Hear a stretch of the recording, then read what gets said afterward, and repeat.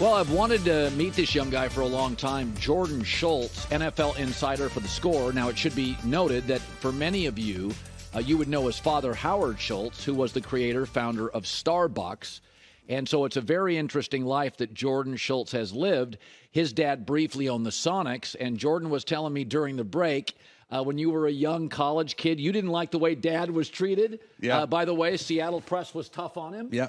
And so you were closer in age to the Sonic players, Ray Allen. Yes. Rashard Lewis. Yes. And so you decided at that point you liked those guys and their stories, and that got you into NBA insider stuff. It's so true. When I was about 14 was when he bought the team. Yeah. And so by the time I was in college and playing basketball, I used to go to the facility and work out with Ray and Rashard and Luke Ridnour and Nick Collison, all those guys. And actually, Ray Allen broke my nose playing basketball, which is another story. But I always empathized with how they were treated, both fairly but oftentimes unfairly, particularly by the local media. And, you know, they weren't that much older than me. And I remember thinking, how are they going to go play basketball tonight when this reporter just called them that? And it's not true. Or this happened that isn't really true, but maybe it was misreported. And that stuff really hurt me, because I could feel their pain. And we used to talk. Like, I remember when Rashard was negotiating his, I think it was a 7-year, $77 million extension, came over to the house, we played horse, and we spent some real time together. And I could feel, I don't know, he must have been 24 or 25, because he came out of high school. He was still so young. Yeah. And I could feel his angst. And I just said to him, like, it's going to be okay. Like, you and my dad, you'll figure this out. Right. And he was like, how do you know that? And I said, because you guys are cool, and you'll make it happen. Like, it's going to happen. Don't worry about it. And the media was on him, I believe, about he should just sign or he should take this number.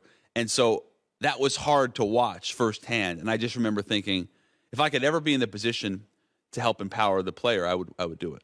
So you started with that. That's a very tribal industry, NBA Insiderville. So you went to the NFL, where there's far more players, by the way, and there's a lot of people breaking stories. There's an infinite number of stories to be broken.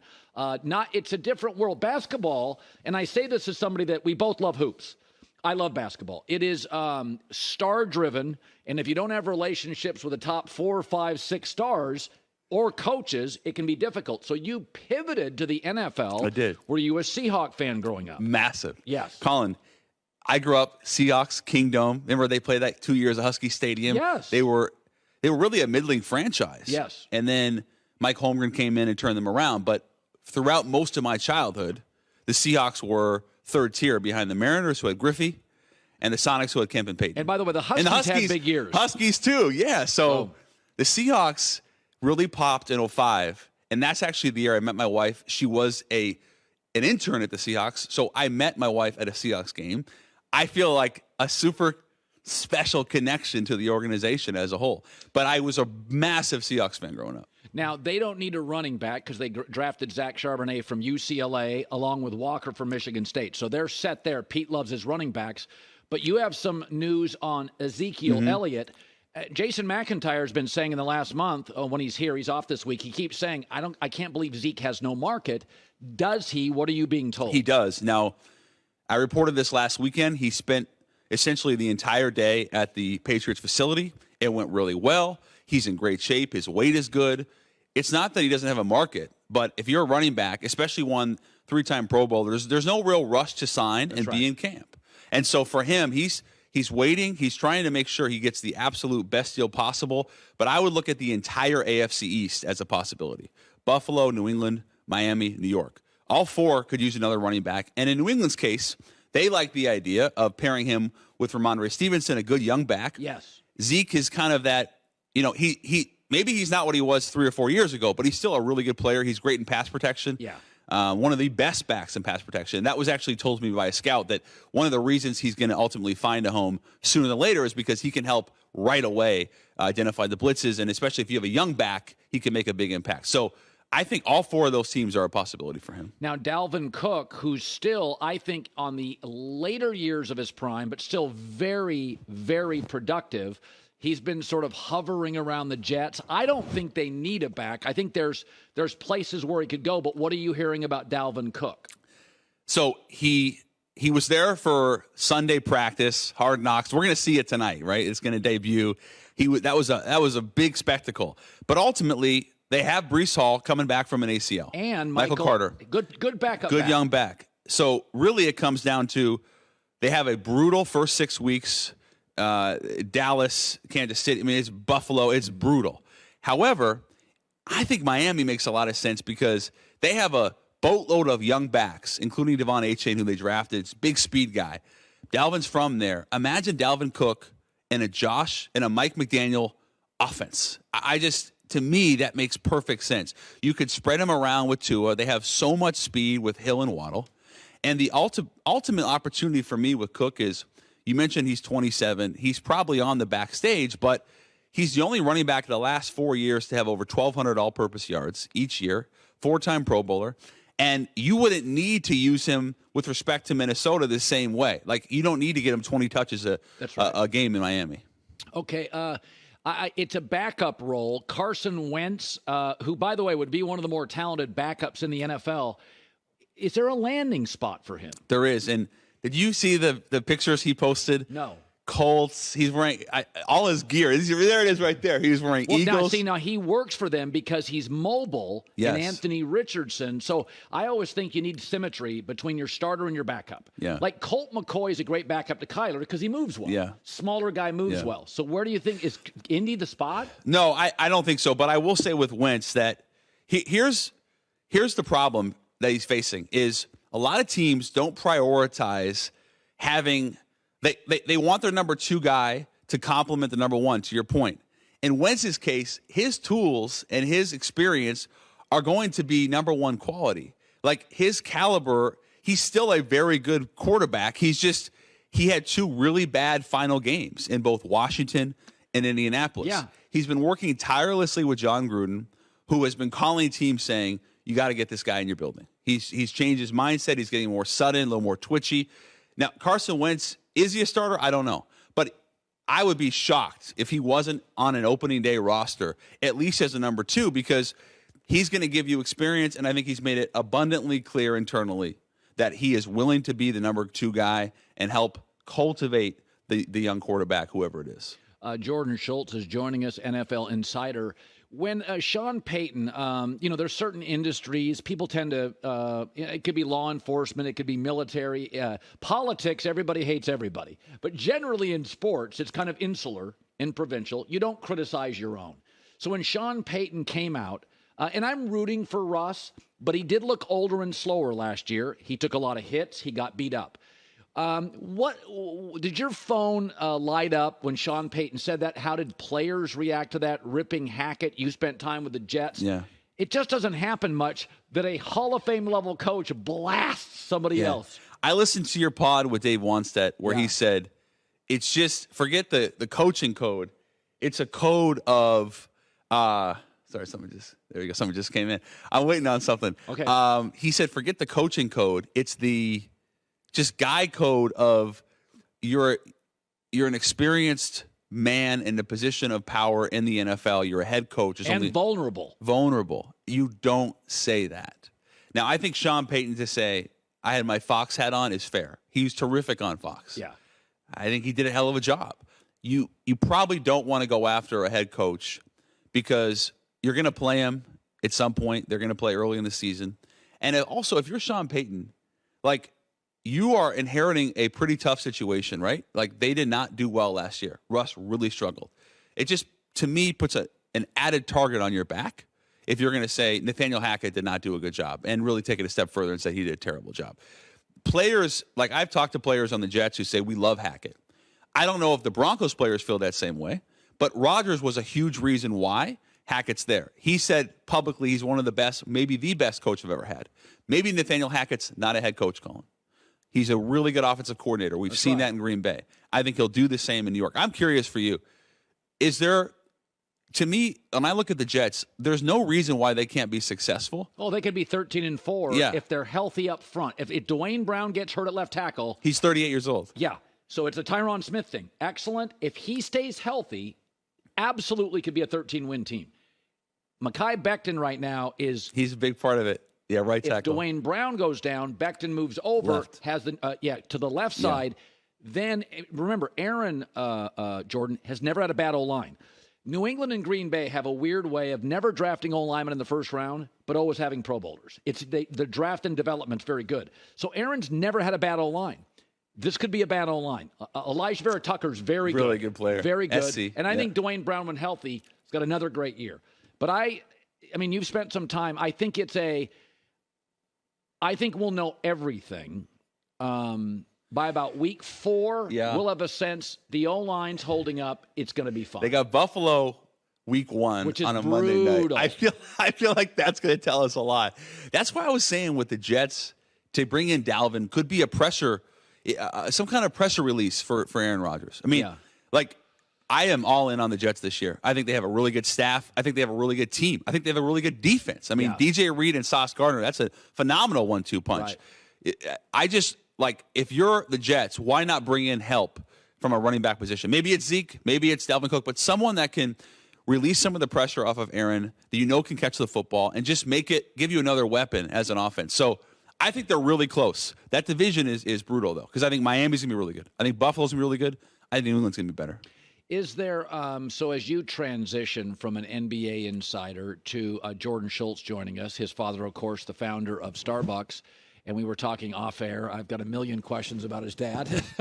he would tell you whatever you want to know, so you ask me and I'll answer it. Yeah. Okay, so do you find the relationship, NBA players make more money than NFL players?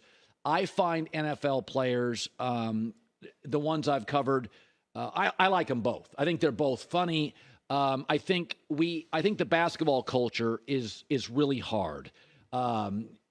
AAU doesn't do you a favor. It's not team building. 1 year of college, off to the NBA, mega stardom. It's hard. NFL, you get beat up by coaches for 3 years. High school coach is hard. College coach is hard. You have to stay in college. You come in more grown up, often married, sometimes with kids on the way. What's the difference covering NBA guys and NFL guys, the athlete? Well, NBA doesn't have the helmet, and it's only a 12-man active roster. The NFL is 53 guys, practice squad, and I would say, Colin, unless you're a quarterback, it is really, really hard to consistently make yourself available to the media, to the fans. Like, if you put it this way, here's the biggest difference. If you took the average NBA player and they walked down the street, and you took the average NFL player, maybe it's a lineman, maybe it's a safety. Nobody would know who he is. It's a big difference. Even if it's a really good player, oftentimes you wouldn't know. I mean, I was at the Super Bowl last year, or this past spring in Phoenix, and there were some really good NFL players walking around, and they would say to me, this is kind of nice. Nobody really recognizes me. I thought I would get recognized more in this big setting. And that is probably the biggest difference. And then also guaranteed contracts. That's why you see players fighting so much for that guaranteed money up front, signing bonus, and it's why I never get on NFL players, especially considering the average length is about 3 years, for wanting their money early, because it is incredibly hard to get it. Do you find there are certain cultures where they're not going to return your calls? Are there easier cultures to get a phone call? I have 4 or 5. I would say I have 5 or 6 executives in the league that I don't pester them, but I either have lunch or I'm like, hey, I got a question. Explain this to me. Dealing with GMs, easier in the NFL or NBA? That's a good one. I prefer the NFL because you have so many talking points. You could go through, first of all, you think about how big the roster is, how big the draft is, the scouting departments, the personnel people. There's never a dry day. Like, right. Would you say without question that the NFL is the only true 365 sport? Yeah. I mean, and maybe college football is next. The NBA, the offseason is awesome, but it's really only a few days, a week. Yeah. The NFL offseason, you have the Combine, you have the Senior Bowl, you have the East-West. Free agency, the draft. It is just a massive conglomerate of one after another, and everything feels big. That's what I love about the NFL is everything feels big. They have done such an unbelievable job of marketing the league, and that's a testament to, say what you want about Roger Goodell, but he has done a really good job of that. So I would say in general, it's a little bit easier to deal with NFL. However, I didn't go all in on the NBA insider route the way that I did on the NFL. So maybe I'm a little biased. I also just, at this point in my life, Colin, as a basketball lover, a true hooper, played 4 years in college, not well. I prefer watching the NFL to any other sport. Yeah. Well, there's an urgency, a suddenness, and there's also, frankly, it's a great TV product. The field fits perfectly. Unbelievable TV product. And Roger Goodell's always understood we're a TV show. Yeah. Now, I've got to ask you, obviously, because I grew up in the Pacific Northwest, Starbucks and Microsoft are the corporations of note. Amazon, too. Boeing. Amazon now owns half of downtown or more. I know people who have tried to rent in downtown Seattle. Not in Westlake. Forget it. When you grow up and your dad runs Starbucks, you're a grinder, which is one of the things I'm always kind of fascinated by billionaires' kids. But yet you have a work ethic. You didn't go to some Princeton. You were hooping it, getting your nose broken by Ray Allen. Yeah. Is it advantages, disadvantages to growing up with that kind of wealth? Did your father let you see it? I know this is a private question, personal question, but I'm interested. I think the audience is interested. And I appreciate the interest. I would say that I was always really private growing up. So I was keenly aware of the fact that I had privilege. That I went to a prep school. I didn't go to the Choates, but I went to a prep school in Seattle. I was well educated, and I had access to things day to day that other kids, even kids of means, didn't have. Maybe it was good food. Maybe it was good equipment, but we didn't struggle ever. And so when I started I think basketball, this is why I love basketball so much and why I love sports so much, is playing AAU basketball. And I was in the same AAU program as Brandon Roy. So I really saw someone at the top, and I saw the struggles that he had to go through. And we were from 5 minutes apart. But I was with him a lot, especially when he was trying to qualify for the SAT. Where was he from? So he went to Garfield. Oh, of course. Which legendary Seattle absolutely. high school basketball program. Absolutely. And Seattle's a hotbed for basketball. I mean, Jamal Crawford, Nate Robinson, you could just go down the list. Rainier Beach, Garfield, Mercer Island with Ed Pepple used to be absolutely. Great. So, and Brandon was the best of them all. And yet he had a hard time getting into college. And I remember watching him study. There was this small Gramercy gym in Seattle, grammar school gym. And he would study and then he would go play. And we'd play every day. And he wanted so badly to qualify to go to UW. He ultimately got it done. And watching him struggle and have to figure it out on his own, essentially, and then me having a tutor, I remember thinking, this is so unfair. Like, he should have access to that. He's way more talented than me. Right. But he didn't, and it really bothered me. And so I would go home and I would talk to my parents about this, and they would say, listen, you have access to things that nobody else has. You're not even in the 1%. You're in the 0.1%. And it's important for us as parents for you to understand what you have and what others don't have. And so I started to become more and more aware with Starbucks and the Sonics, because when I got into my teenage years, 14 through 18, those pivotal high school years, was when Starbucks probably was doing its best. Yeah. And he had the Sonics. So there were things that I got to experience: travel, food, culture. But you were aware that I was really aware of it. And so I would say that there's no disadvantages. Like, I just can't say it. But there are things that you want to be ultra protective about. And one of the things is like this element of privacy, because you're not going to have a lot in a small city like Seattle. Yeah. And so I remember talking to my parents at one point. I said, I think I might need to change my name. I've told versions of this story, but never really specific. I was probably 17. And I said to both my parents, we got to talk. And I don't know what they thought, but I said, I think it might be time for me to change my name. And they said, oh, you don't like the name Jordan? I said, no, I got to change my last name. I said, Schultz, this is too small of a city for us to read out this. How did mom and dad react to that? But my dad said, are you crazy? If you know my dad, he said, what are you, nuts? And my mom thought it was crazy, but at least she wanted to understand. My dad wanted nothing to do with it. He's like, I think you're crazy for even suggesting that. My mom really wanted to understand. Right. And I said, because as long as I'm in this city, especially Seattle, with that last name, I'm never going to have my own identity. I'm never going to have the respect of my peers. And most importantly, I'm never going to escape the shadow. And so obviously I didn't change my name. But what it really cemented for me was I'm not going to take over the family business. Because that was also about the same time I talked to them and I said, I don't think I could ever pursue Starbucks. And they were really, really supportive, and that was really important for me. That's great. Because my dad especially knew, if you are in this building, especially taking over for me 10, 15 years down the road, you'll never achieve the type of success that you want because you'll always have in the back of your mind, oh, I got this job because of my dad. And he said, you know what, you'd be right. That's why you got the job. So that was a big, I'd say, learning experience over an 18-month period of not changing my last name, but also learning over time, Colin, as I'm 37 now, to be proud of it, but not show it off. Right. There's like that fine balance, and I still don't think I've achieved it, but I am trying.